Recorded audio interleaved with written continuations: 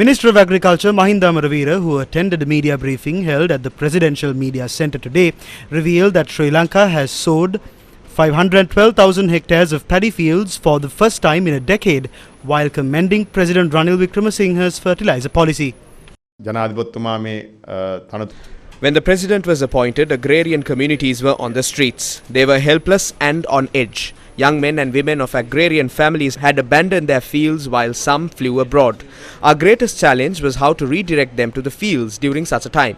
There was no faith in the government. There was no trust in the 225 in parliament. They demanded us to import fertilizer if we wanted them to cultivate again. By the last Yala season, our plan was to cultivate 275,000 hectares, but only 212,000 hectares were sowed.